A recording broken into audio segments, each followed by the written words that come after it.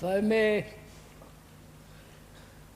I would like to, the speaker would like to talk over with you a question which perhaps might be of vital interest, perhaps.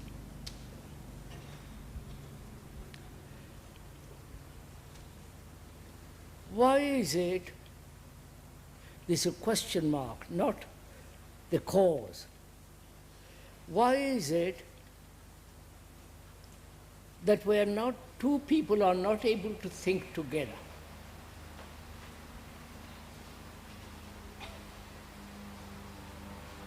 You understand the question?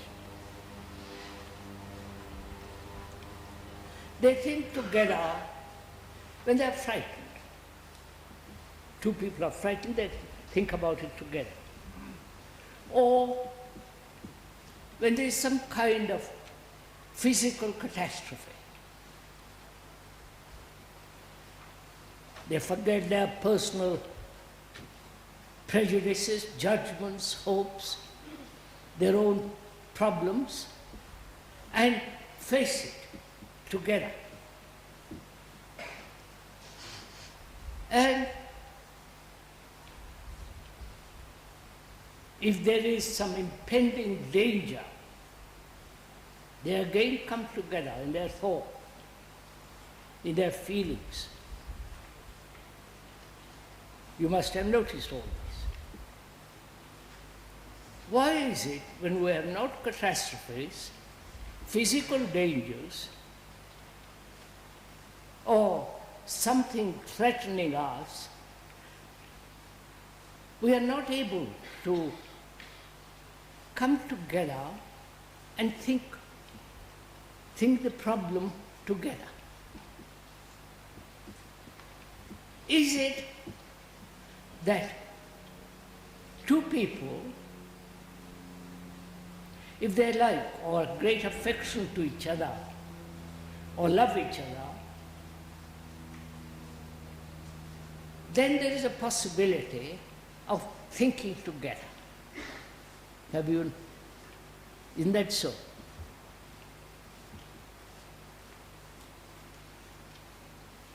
Can we this morning spend a little time on this question?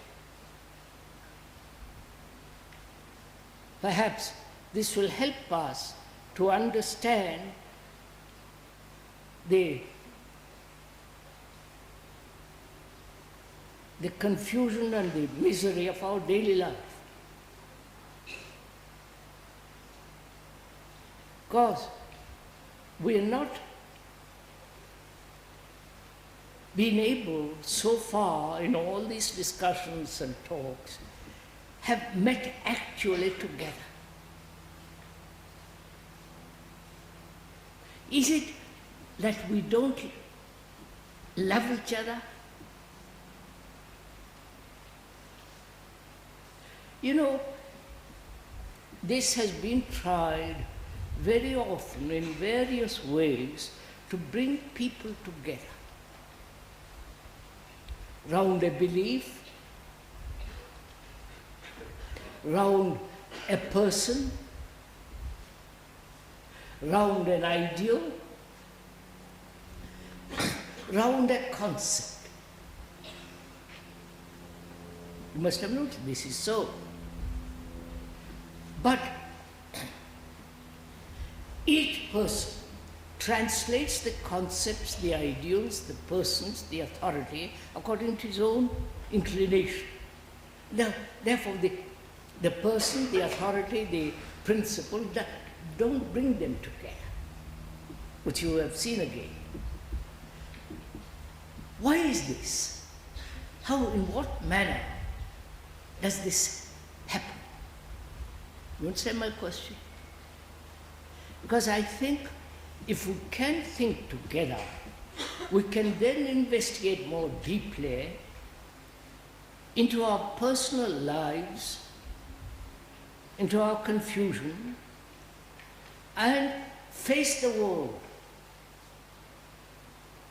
with all its monstrosities, with its horrendous degeneration, then perhaps we might investigate together how to bring about a good society, good way of living. You understood what can we go into this? Can we think together first? Sir, could we look at the differences between catastrophe, shared catastrophe, and the shared belief? The differences between these two. Could we go into catastrophes and beliefs? When there is a war, we're all together. Unless you are a conscious objector or a pacifist, then you have a terrible time. You are shot or sent to prison, but the vast 99% of the people say, hurrah, let's all fight. That's all, all the rest of it. But a belief is much more subtle.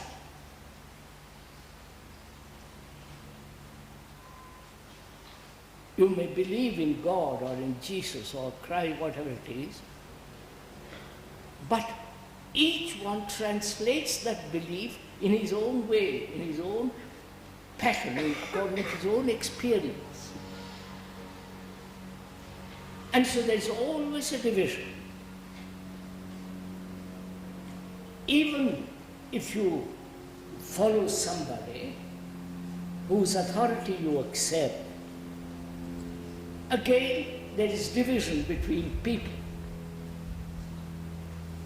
You've seen this all over the world. So we are asking, is it possible to think together without authority, without a belief, without a crisis? The world is in a crisis, isn't it? But putting all that aside, can we, you and the speaker, think together? What we mean by thinking together, meet at the same point.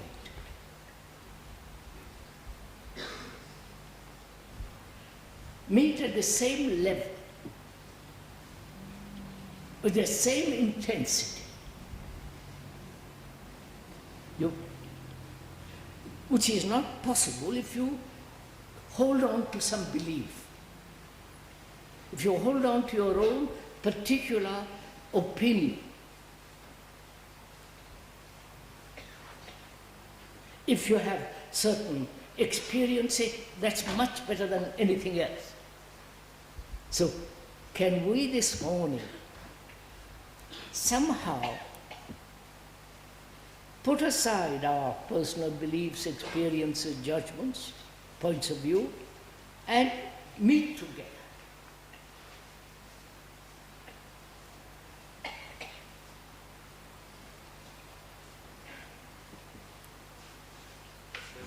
Apply the same openness on both sides. No, sir, it's not. Yes, I wonder in what way you're using the open. That's a rather difficult word.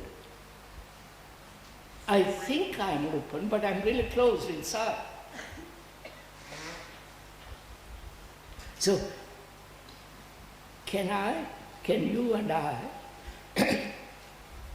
put aside our particular point of view, our particular opinion, our experience? I met the other day a man who said you will solve all these problems if you are a vegetarian. You understand? All your problems will be solved. And you could not convince him. He was absolutely hooked on it. to use a modern word. And most of us are like that. Only it isn't vegetarian or bananas or something else, but our own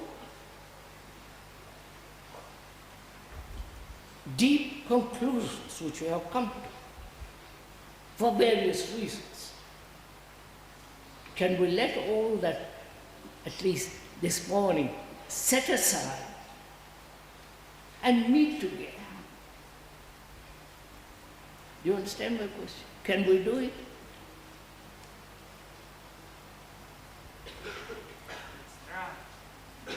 What's that? Let us try. Not try, do it. When you try, you can't do anything.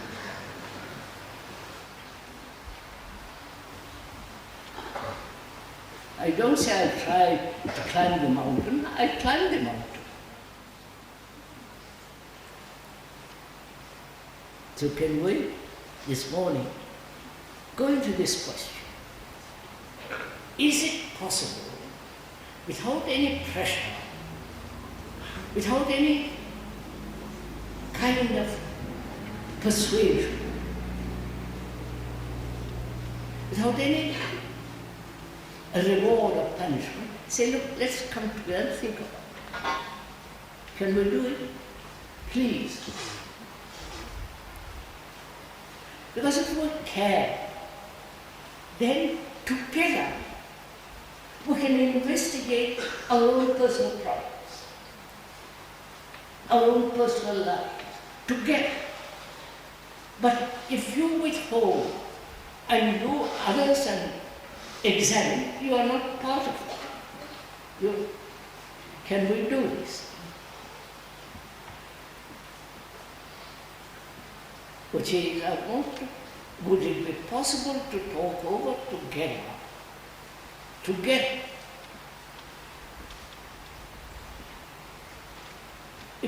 Whether it is possible to bring about a good society.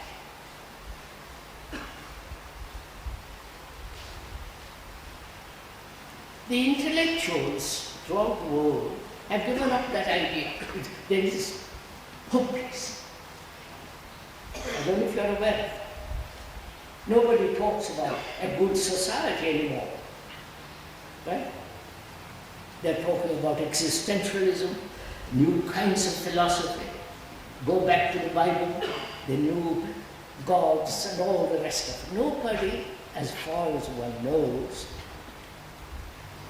is concerned with bringing about a good society in which we can live happily, without fear, without terror, without all the horrible things that are going on in the world.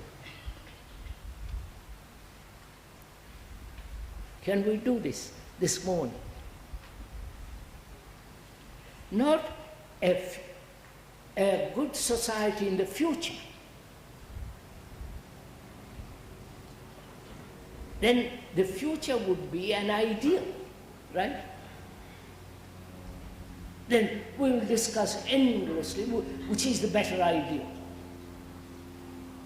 But whereas if we could investigate together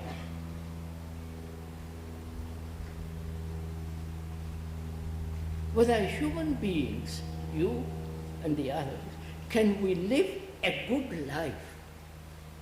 Not in the future now. Do you understand my question? Please this is very important. Because around us, morally, physically, intellectually, there's a disintegration. You must have observed this. And any serious person be concerned with all this. He must demand not only of himself but of others whether it is possible to lead a good life and therefore bring about a good society. You have understood what? Now, let's begin. What means a good life, a good society? What is? What means a good life? We're going, you see? Now, you've already gone away. We'll find out what is the good life if we are able to think together. Right? If I define or describe what's a good life, then you will disagree and I will disagree or somebody else disagree. Or say that's not good enough, we must add a little more to it. And we should be wandering off. Right? That's simple. The moment, pardon me. To share your being is what you mean. To share your being. To share your being. What? To share your being. Your being and not your thinking. Oh. To share your being and not your thinking. Share your being, not your thinking. You see? So could we, sir, look at the obstacles to leading a good life? We'll come to that, sir. I wish I'd mentioned a good life. I'm sorry.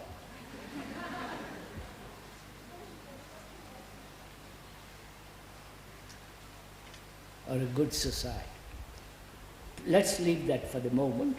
Let's find out whether we can think together.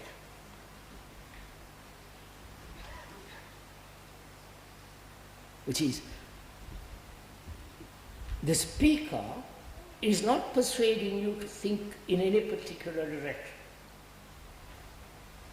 He is not stimulating you to think in a certain direction, or coercing, influencing you, stimulating you. Then we can't think together. Whereas, if you and I see the necessity, the absolute necessity of a group of people or set of people thinking together. That is, thinking about something, you understand?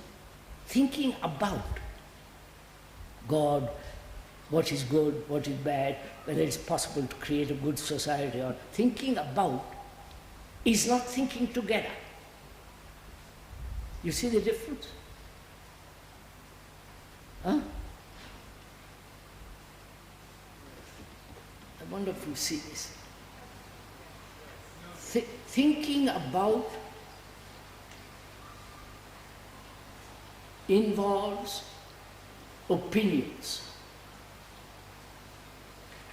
evaluation, because you might think about it and others will say it's not quite like it. So there will be divergence of opinions and points of view if you are thinking about something. But we are not thinking about something, but thinking together. I wonder if you see the difference. We don't see the urgent necessity of this. Now the question is why? No, I know why. Because we're not interested. Don't even, sir, look at it carefully. Is this point clear? To think about something brings about divisions of opinion. Right? If you think about God, think about it, then you will think your way and I'll think my way and another think his way. Right? And we should be tearing at each other with our own judgments, opinions, conclusions. But if we could think together, not about something, but see the necessity of thinking together. Wonder, is this difficult? Am I putting it all right, or would you like to put it different? Put it different. Huh? Put it different, please. Different. Thinking that Is it investigating together? What's up? Is it investigating together? Before you investigate whether you must think together. rather What? it's the word thinking that seems to be coming from thought that is that barrier. I don't quite follow it, Mira. It's a word, thinking, but That seems to be the barrier.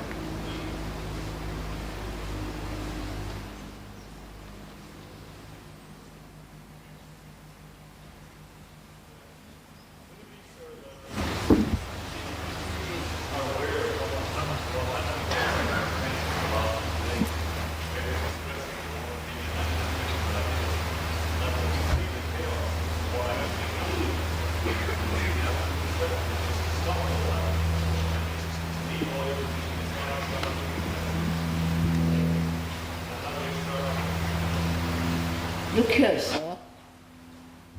If you and the speaker loved each other, loved in quotes, we'd be thinking together, wouldn't we? No?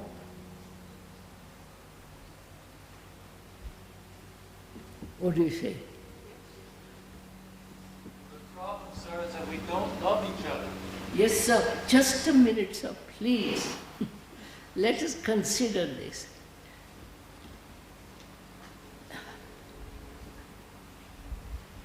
I want to, the speaker wants to think with you.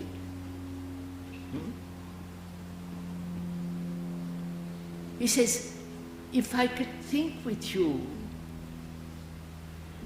the thinking is common. But if you and I were thinking together about something, it is not common. You understand? This is clear, isn't it? It's clear, but existe, Parla. excuse me, parlo in italiano. Esiste un pensare senza che ci sia un soggetto del pensiero Yes. e nemmeno un oggetto del See, pensiero. the friend says, is it possible to think without the object and the subject? Which means, can you think without those two? Of course you can. You're missing. You see how difficult it is to be able to feel the common necessity of being together, to act together, right?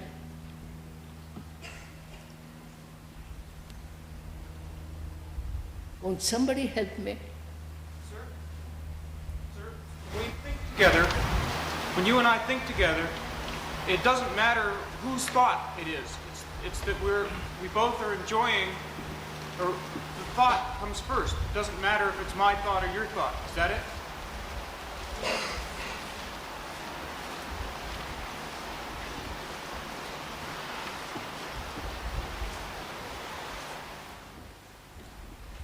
Would you kindly learn what it means to think together, right? Learn.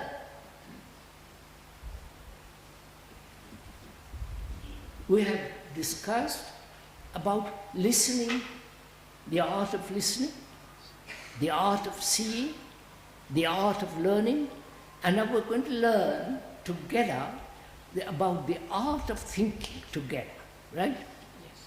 Could we do that? At least learn, not object, not project. You don't know what it is to think together.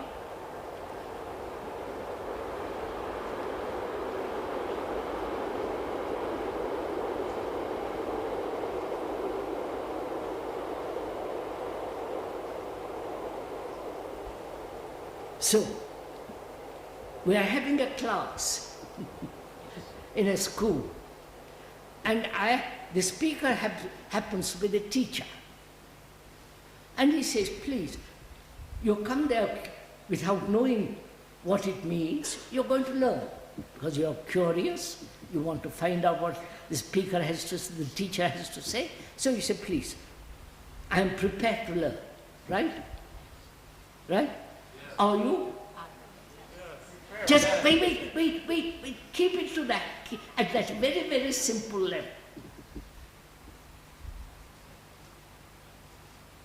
If I happen to be a professor of biology, and you didn't know anything about biology, you'd come fresh, curious, perhaps bored, but you want to learn. Because you're going to, if you learn, you'll pass the exam, get a job, and so on. So you're forced to listen. Right? But here, we are not forcing. We are together trying to find out what it means to think together. And the speaker, unfortunately, is the professor, and you are the students. Are we in that relationship? Which is, the professor is not authoritarian, he wants to teach. And you are the students about physics, mathematics, whatever it is. So you don't know, but you're going to learn. Right? So let's start from that. You don't know. So you can't say, what do you mean by that? What do you mean by this? Is it so? Why? Because you don't know biology. Right? So you're prepared to listen. Right? So we are in that position, are we? Yes. Huh? Yes, please go. No, please. Don't assume it. Don't pretend. Don't put on a mask. We are in that position. If we are in that position,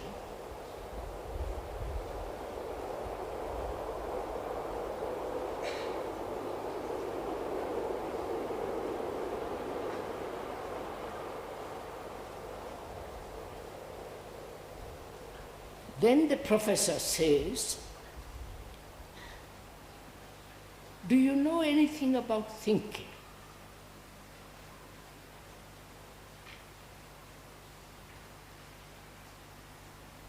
The Western thinking and the Oriental thinking.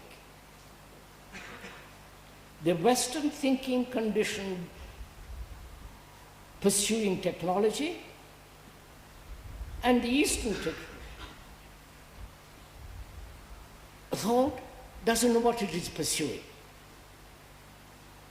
Right? There's the Western thinking and Eastern thinking.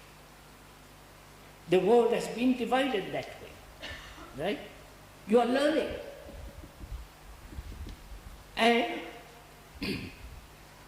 he said that division is wrong. There is only thinking, which is neither East nor West. Thinking in the West has pursued a certain line. In the East, mainly in India, and therefore spreading over Asia, it has pursued in a different direction. But the source of the river is the same, taking two branches, which is thinking. Right? Is that clear? Right? And you are Western. And the speaker is neither Eastern nor Western. That's very important. He belongs to neither West nor to the East.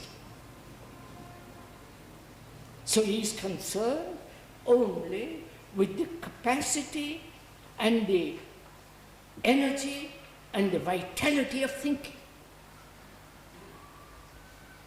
Right? So he says, how is it, in what manner has your thinking differs from the other's thinking?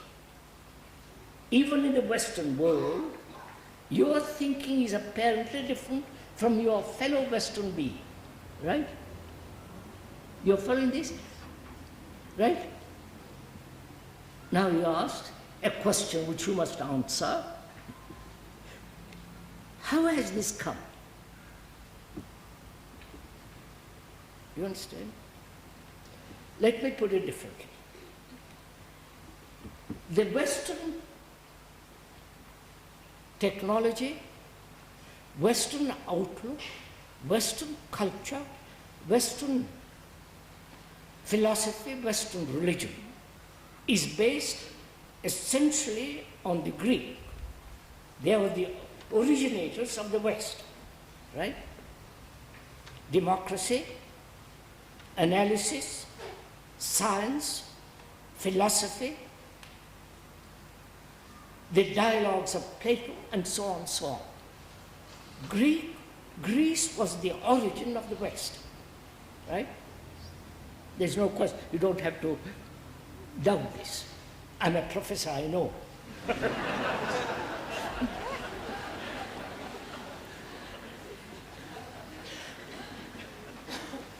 I'm glad we can laugh.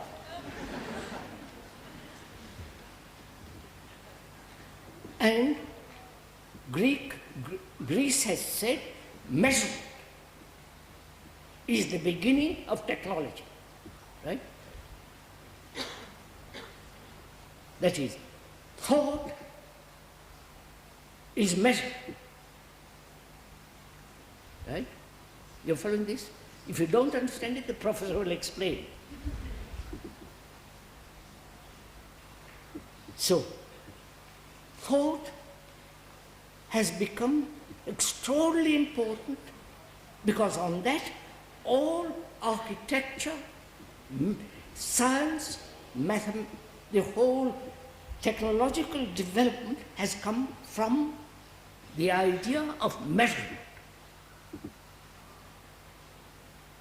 Without measurement, you can't do anything, right? You can't build a bridge, you can't build a boat, you can't submarine, and so on, so on, so on. Right? You're taking notes, or taking.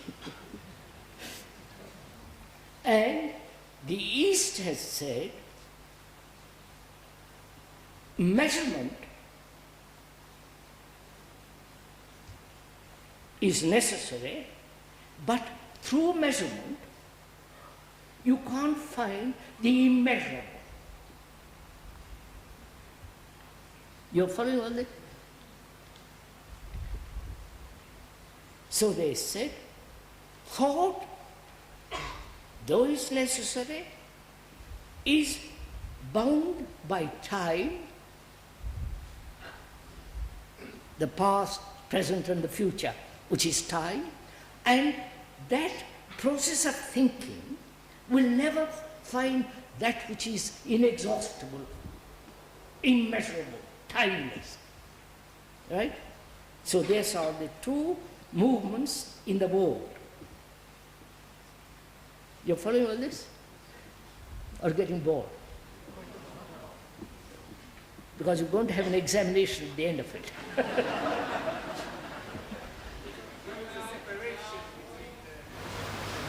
What's that? There is a separate.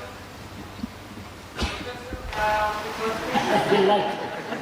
My part as a student, is to say, tell me what you know. Tell me what you know. My part as a student is to say, tell me what you know. As a student, I don't ask you what you know. I am telling you what I know. My part Huh? in the teacher-pupil relationship is to ask or to want, tell me what you know.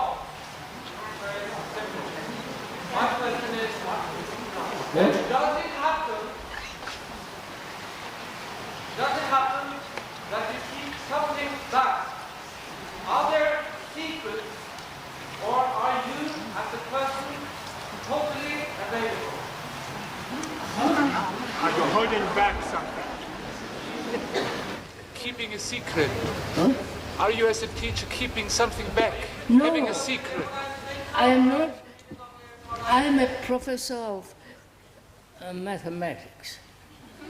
I'm not keeping anything back. We are not talking about life, sir, not mathematics.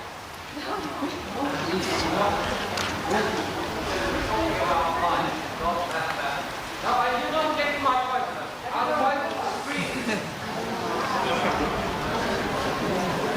As you talk here, I'm going to get to the question. My part in this test, if you are the professor, is to ask you, tell me what you know. I am telling you, sir. That's not my question. I, My part in the test. I am telling you, sir. Now, may I ask a question? Does it happen that you are keeping something to yourself or back? Keeping something back? Are you keeping something back? Does it happen? And if you are not, are you totally available? If I am not keeping anything back, am I available for what? Do you keep any secrets?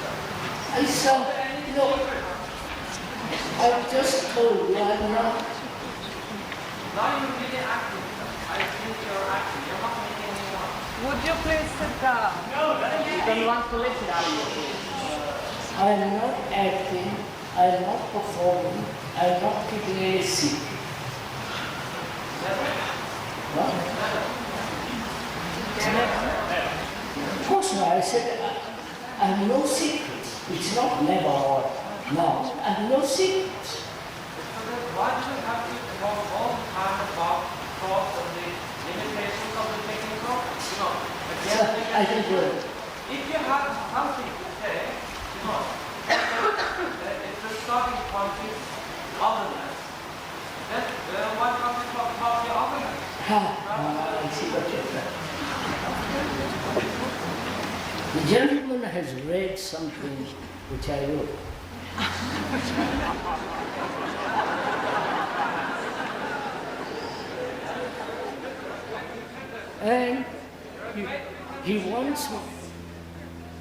And he wants me to talk about that instead of about thought. Perhaps we can talk about that at the end of the talk, at the end of this. Which doesn't mean I'm avoiding, which doesn't mean I'm keeping it secret. You cannot possibly talk about the otherness. You cannot. If you read that book, if you haven't read, so much the better.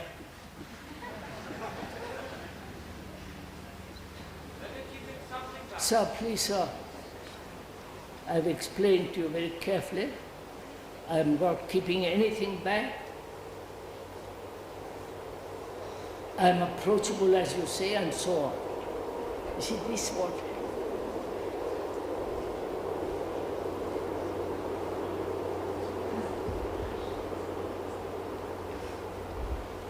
Now,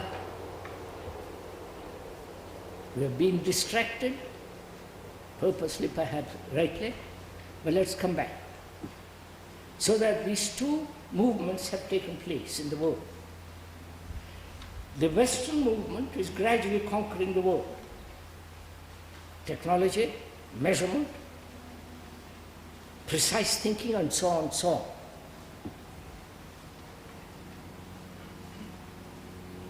And do our thoughts measure equally? You understand my question? No, you don't.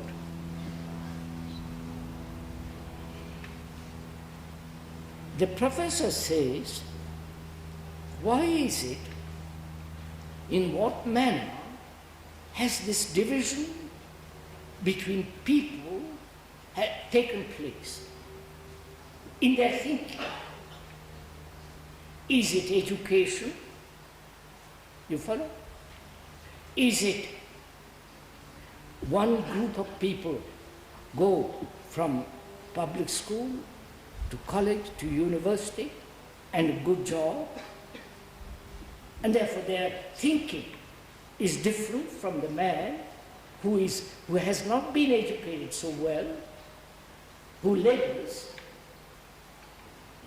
and there is the man who, educated, puts himself into the business world, and there is the man who is scientist with all that, technology and all that. Is that the origin of this division? You understand? You follow? The man who thinks entirely differently, if he is educated, to become a military. Or the man who has been educated through a seminar to become a priest.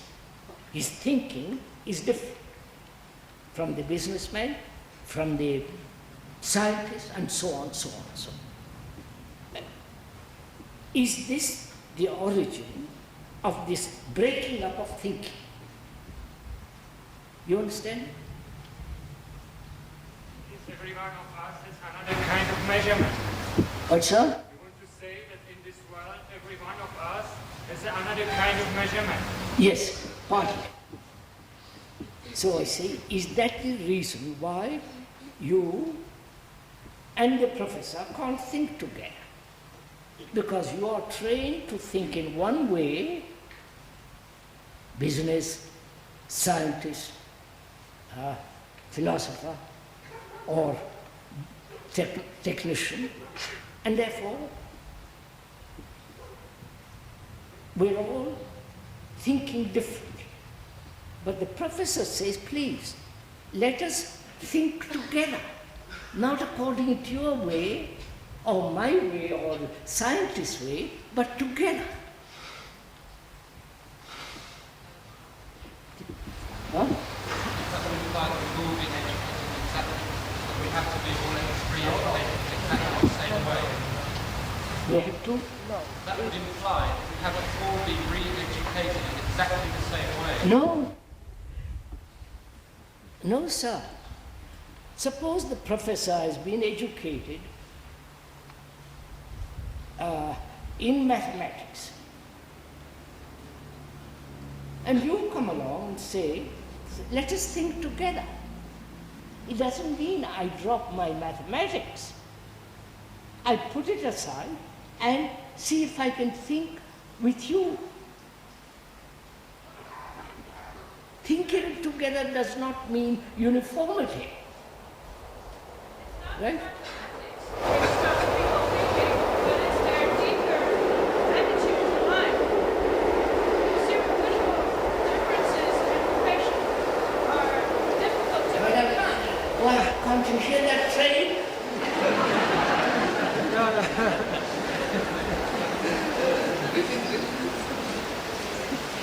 What will you say? It's not the professional differences do make it difficult for people to communicate, but it's much more their deep attitude to life which prevents people from thinking together. Madam, when you have learned all the professor has to say at the end of the class, you can ask him questions.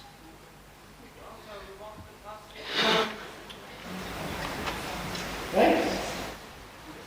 Pass the exam. We want to have what you have if you have it.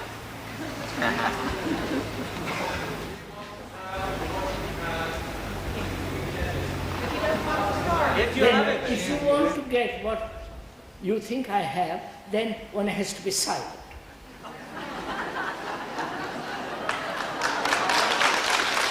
No, please, don't clap. I'm not being clever. I mean, if you want to learn something, you have to quiet. If you want to learn how to play the violin, you have to watch it. You have to follow the teacher, the violinist, who says, put your finger there, practice, so on. But you are not doing that.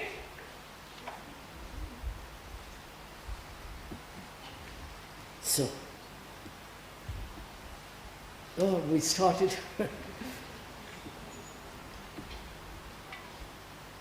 So the thinking together does not imply conformity.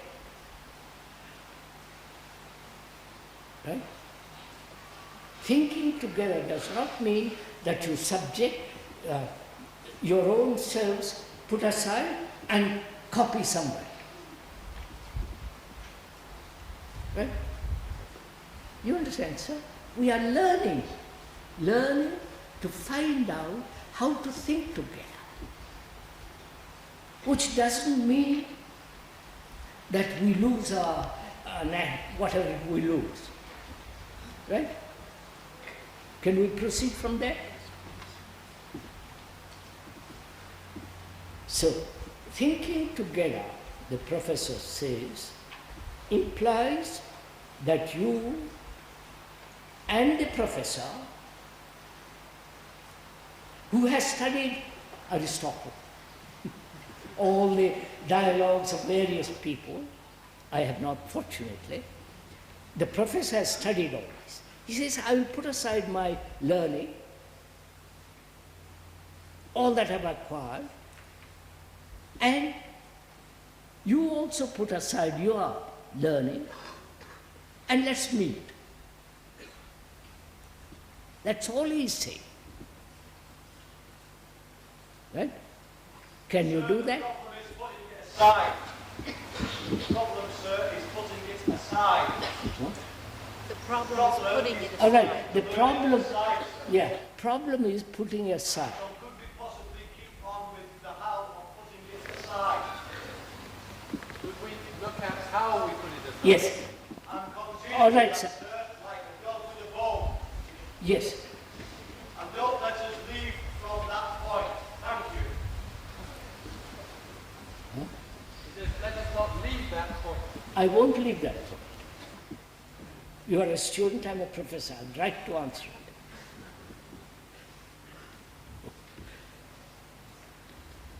The question is, in what manner do you put aside your particular way of thinking? But first you know your particular way of thinking, right? Do you?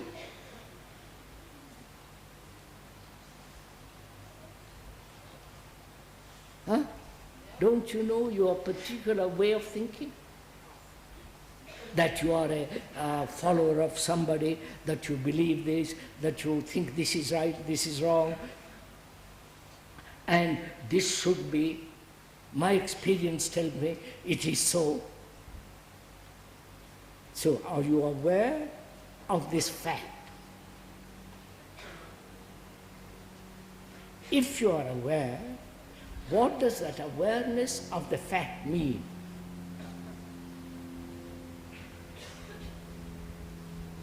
When you are aware of the fact that you have your own particular opinion and you are aware of it, what do we mean by being aware of your opinion? You understand? This is simple. Is that awareness a judgment awareness? You understand? You follow what I say? Is that awareness of your prejudice an awareness in which you are judging your value, your personal opinion? Or just being aware of it? Not saying it's right, wrong, should be, must not be. Just, yes, I have prejudice, I know I have prejudice.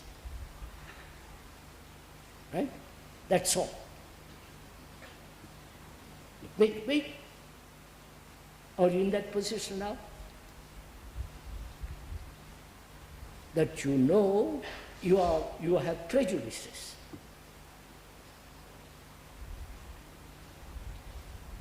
Right? Then, why do you have these prejudices? Is it your family, your education, your desire for security in a belief, in a point of view? Right? You're following on this? Or, you're going to have an examination at the end. So, are you aware of it that way?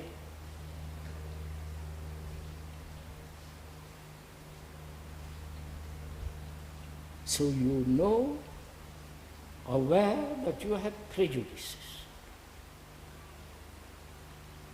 Sir, but mostly the concrete prejudice itself is subconscious. Mostly the concrete prejudice itself is subconscious.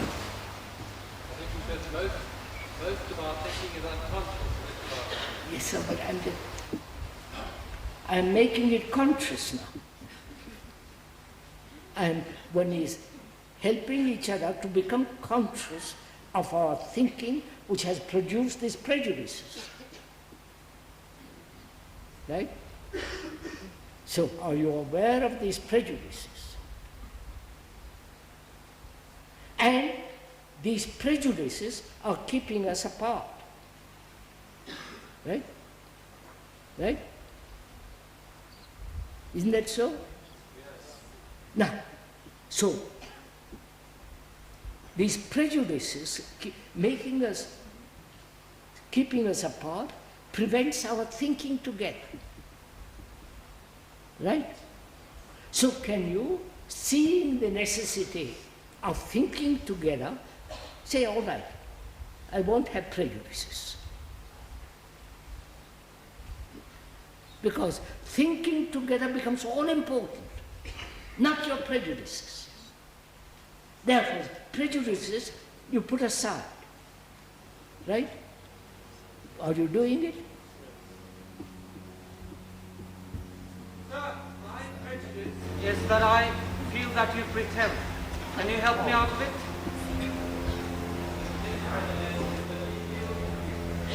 What?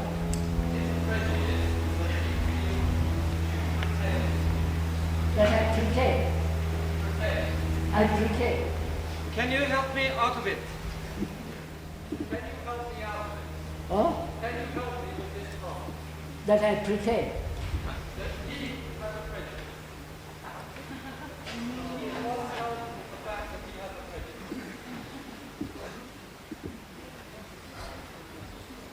He has a prejudice, and I, according to what I have understood, that I am pretending. I don't know what I am pretending about, but that is irrelevant. So he says, I have a prejudice. Help me to see it is a prejudice, and seeing that the prejudice prevents thinking together, and thinking together is most important, therefore, I will drop my prejudice. You understand? The dropping of the prejudice is not important. What is much more important is thinking together. Right? And you cannot think together if you have a prejudice. Murthy, can I express another possibility? Can we look closely at one point that you have made? You say that thinking causes division. I think that only thinking can create again a unity. You don't agree with that, I think, because of your secret. I don't, if I may express myself quickly, I don't think you understand entirely your secret, which is love. You say that if one has love, which a being like you, I think, has, then with this love that one has, then one can think together. I think that for a Western audience, that one cannot grasp this kind of love as you can. One has to discover that through thinking together. If we have this love which you can have, I think it can only be an illusion.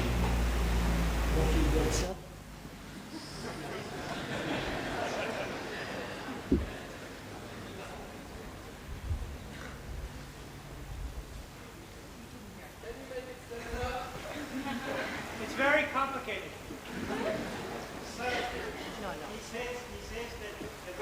mind incapable of loving and must think first before arriving at love.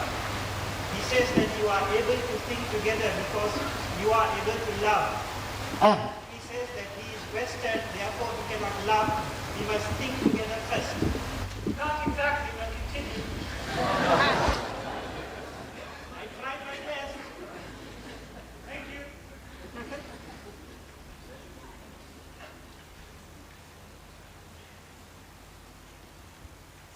As I understand it, I may be wrong, please correct it, sir, that the speaker is able to love and therefore is able to think together. And the Western mind, which doesn't know what love is, therefore it is impossible without that love to think together. Huh? He says that is a prejudice. Quite. I said at the beginning, there is only thinking, not Western thinking and Eastern thinking. Western thinking has devoted all its energy to technological, scientific business. And the Eastern mind say, through thinking, measurement, you cannot come upon that state which is immeasurable. And they said the principle of that is Brahman. That's a Sanskrit word, you don't have to learn that. So, we come to the point that as long as we do not love each other, the thinking is not possible together. Right? If I love you and you are full of prejudices, however much I may offer my open hand to you, you will reject it because you have your own importance, your own knowledge, your own conditioning, and he says, sorry. That is what is preventing us.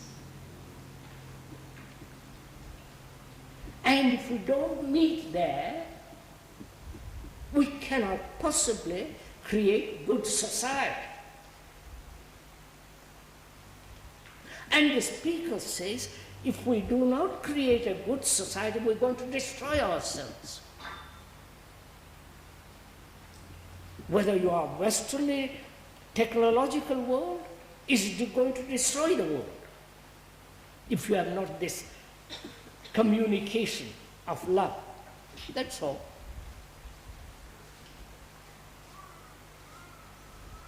Now, can you, after listening to all this, naturally put aside your prejudice?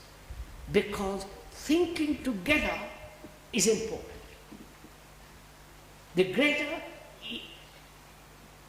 puts aside the lesser, obviously, right? Can you do it? Is your interest, does your interest lie in bringing about a good society?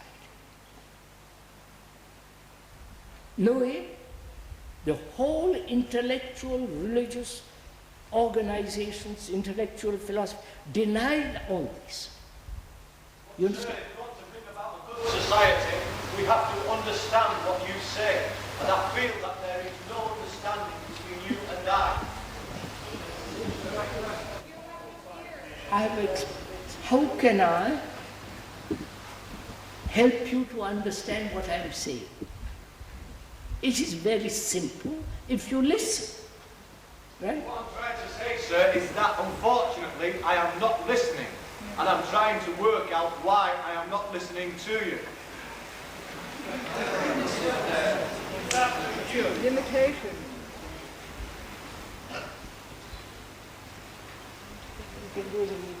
Look, let me put it this way. The speaker wants to create a good society.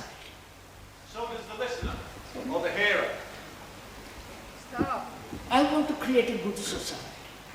And nobody will listen to me. What am I to do? Jump in the lake? So, and me as well, sir. So just... And me as well, sir.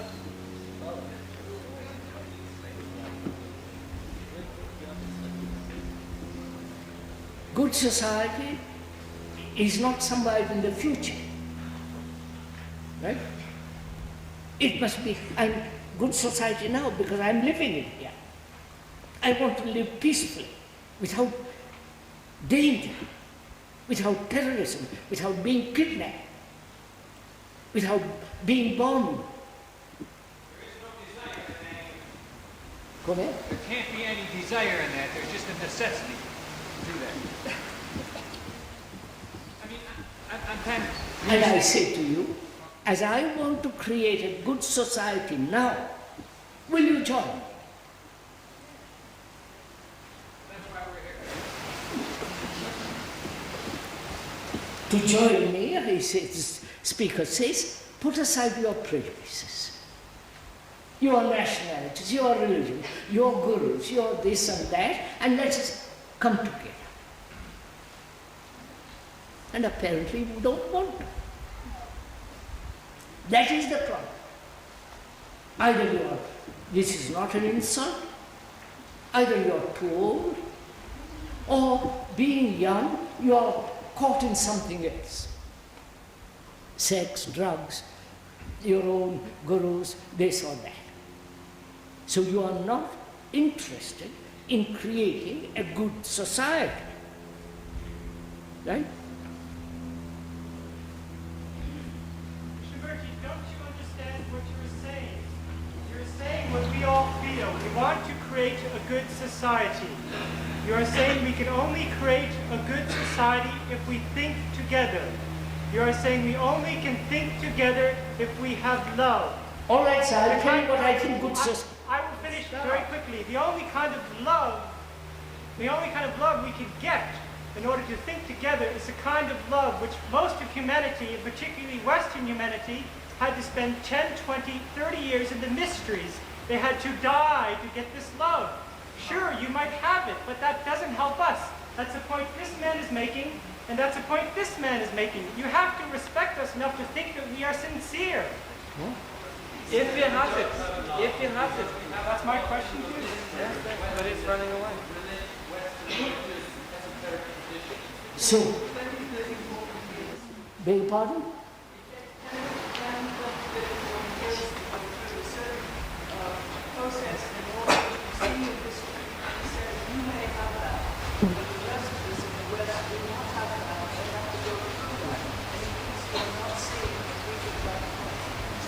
That love does not just come from you, perhaps, but we have to die to that. I don't think you can understand that. It's a process of consciousness. I understand it, sir, I understand. What's that? We need time, 20, 30, 40 years to go through a process of dying. And we haven't done that. Uh-huh. We can't understand what But not us. This is what has been the facts of the past. This is how people in the past attained love. We didn't have it naturally, like the speaker. I understand, sir. My examples are not very good, but then I would like to answer with an example. I feel we all came here to learn a new language, and I would like all of us to be like newborn babies, without any prejudice, without any other language saying we don't want to learn that language. The gentleman says that the Western world has to evolve, go through a number of years and die to their own prejudices and all the rest of it. That means Western world has to go through a great deal of evolution before it can come to this. It's not exactly correct. As I understand your Krishna merchant, you say we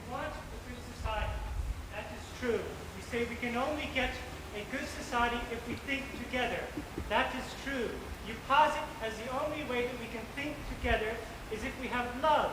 I am saying that what I don't think you can understand, what is your secret, is that you may have this love. But what I'm saying is that for Western man, in the Say past, that you don't have that love. I say that very clearly. Well, that's enough. I want to hear you. In order for Western Sir, man to I understand, sir, I understand. Un momento. I understand. You are saying Western man must be this and this. And so you are saying you represent the Western man. Right? Are you the Western man which represents the whole of the West? No, I'm saying in general that is a common sense fact. Of course, there are exceptions. There will always be an exception. Can we, sir, yourself.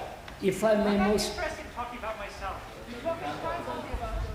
if I may most respectfully point out, can you drop that conclusion? If you would like, I shall. Continue. What? If you like, I shall. Continue. It is not what I like, sir.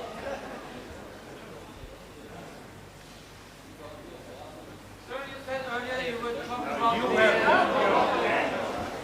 done your act. Please let the people. You said earlier that you were speaking about the Give us a chance, will you? The fan club is Give us a chance too. very loyal fan club.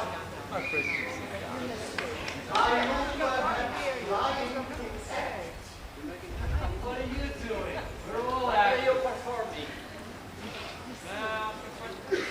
Why is any act better than any other act? My act is angry. I'm a very loyal fan. Stop heckling, so you have the best. Are we in Parliament?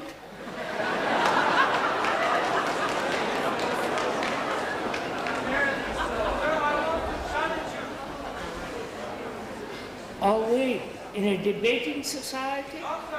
Sir, please, sir, would you mind sit down? Hold on. I'm very serious. I have a serious thought. Sit down, please. I want you to prove that you have got it. Right now. Sit down. I don't prove. Sit down. You prove it.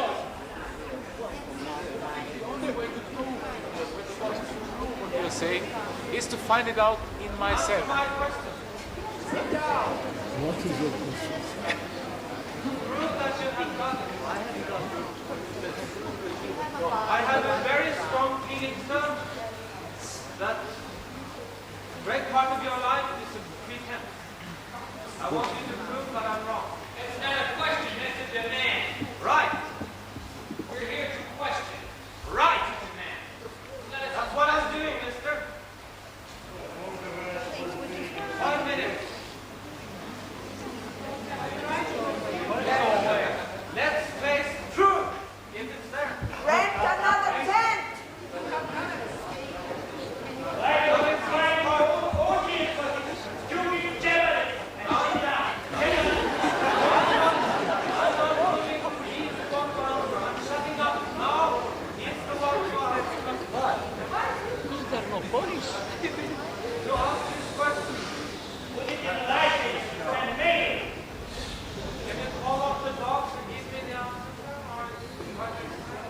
You want to see him flying?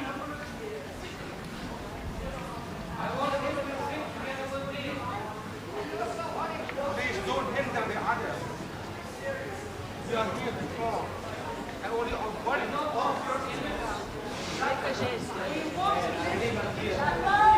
Not for you. All right, sir. All right, sir.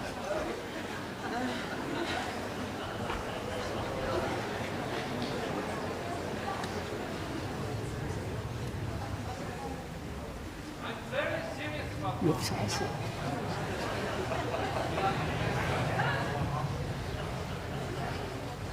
Because everybody who wants to say something said it, so we can listen to this Birdie now. I said all I needed to say. expose myself enough. And I think I've learned something from Mr. Murdy, and that's why I'm able to stand up and express myself, because I've been listening to Mr. Murdy. And I think the fact that other people can do the same is the fact that Mr. Murdy has helped us to free ourselves.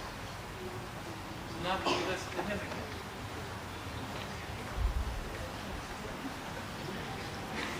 I hope you're all having a lovely time. I am, sir. Thank you.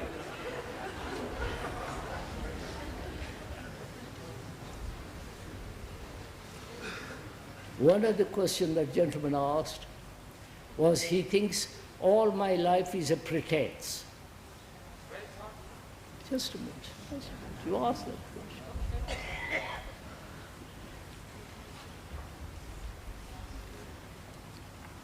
I don't see how I can answer that question. I don't think I'm pretending. So that's the end of my answer. So let's come back, please. Let's stop parliamentarianism. And let's talk over together in a friendly spirit, for God's sake. As we said, neither the East nor the West knows what love is. Don't say the West doesn't know it, the East knows it. Right? Both are caught in this world. Both have to live in this world. Both have to live in this earth, which is theirs. The earth is not west or east. Right? And the division has taken place for various reasons, which I've gone into, which we don't go into. And can we meet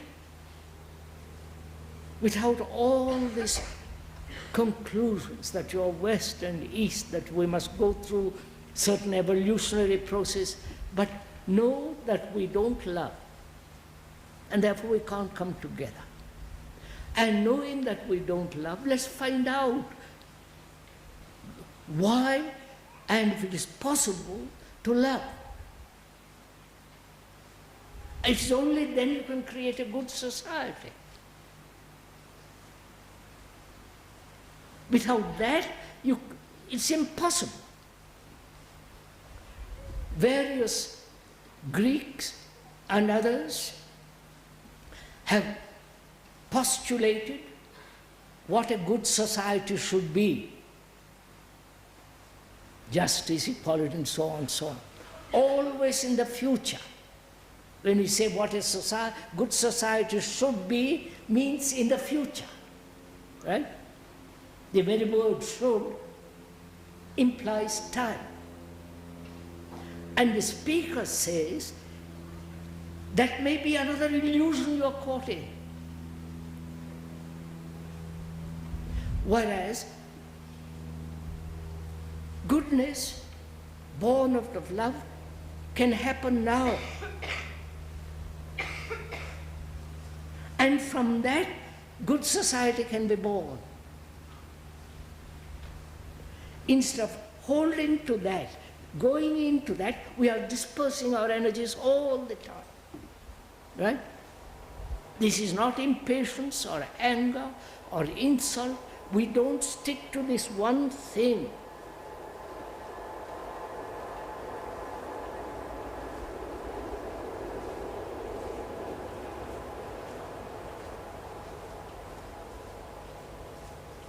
So we come to the point,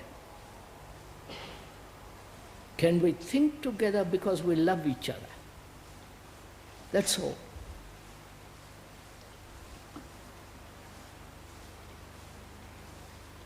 Do you love anything? Your children?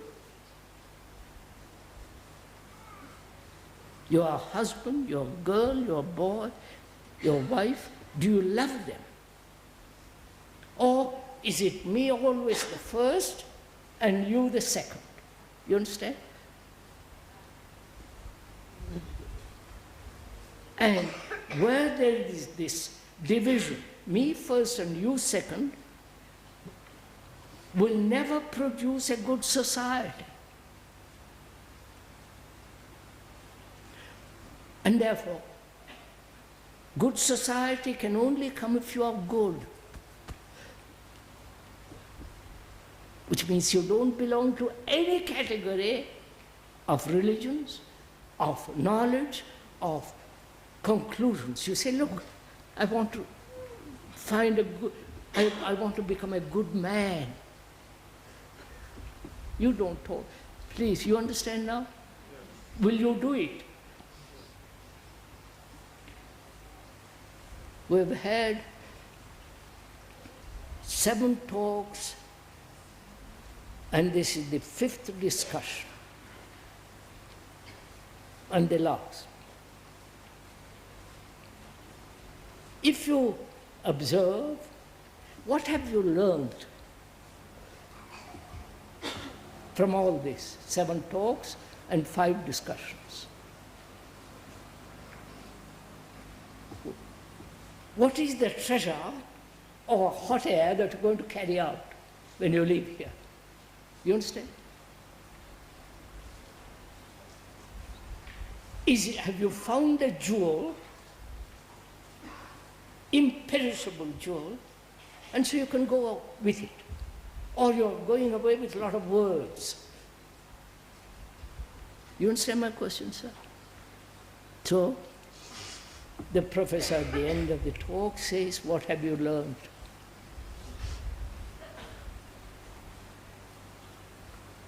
Have you learned a lot of words? That the East is East and West is West and all the rest of it? That what we believe is better than what you say? And so, what have we learned? Is there, out of all these talks and discussions and dialogues, that flame? The flame that lights the world, you understand?